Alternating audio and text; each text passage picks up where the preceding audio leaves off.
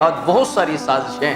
اسلام کے خلاف، اہل اسلام کے خلاف ہو رہی ہیں، اور جس میں آج کل یہ شوشہ بھی چھوڑا جا رہا ہے جی تم غریبوں کو جو ہے اتنا تم پیسہ جو لگانا ہے قربانی پر کسی غریب کو دے دو، مساکین کو دے دو، اور آج کل ایک اور ڈیموں کو دے دو۔ ڈیم بنانے کے حوالے سے بھی آج کل ہے، ڈیم وقت کی اہم ضرورت ہے، پاکستان کے لیے ضرورت ہے اور پاکستان کے باسیوں کے لیے ضرورت ہے، یہ ہر حال میں ہونا چاہیے، اس کے ہم پرزور تائید کرتے ہیں، بلکہ ہم اس حوالہ سے یہ عرض بھی کرتے ہیں اہل پاکستان کو کہ بڑھ چڑھ کر اس میں حصہ لیں، اس میں ذرہ بھی کوتاہی نہ برتیں۔ جو چیف جسٹس آف پاکستان نے یہ اعلان کیا ہے یہ قابل تقلید بھی ہے، قابل تحسین بھی ہے، اور پوری امت ان کے ساتھ کھڑی ہے، اور انشاءاللہ تبارک و تعالی وہ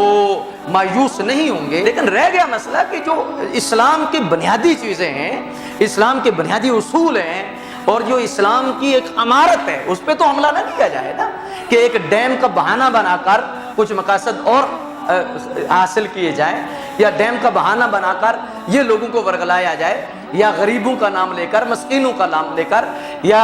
امت کی بیٹیوں کا نام لے کر اس امت کو گمراہ کیا جائے، لوگوں کو جو ہے وہ دوسرے راستے پہ ڈالا جائے، یہ ہم ہر چیز برداشت نہیں کریں گے۔ لیکن میں ایک چھوٹی سی دلیل آپ کے سامنے دینا چاہتا ہوں کہ آج کل کے جو لوگ ہیں، کیا یہ صحابہ کرام سے زیادہ انسانیت کے دلدار تھے، انسانیت کے خیر خواہ تھے،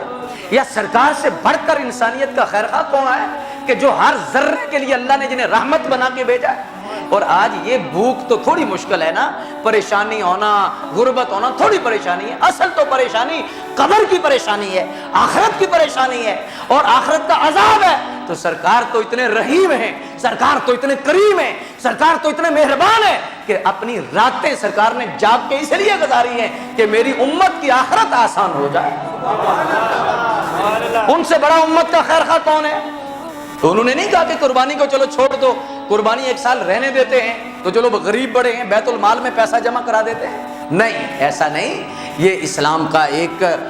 بنیادی اصول ہے، یہ اسلام کی ایک عمارت ہے، اس حوالہ سے کوئی کسی بندے کو بھی اس میں وسوسے میں نہیں آنا چاہیے۔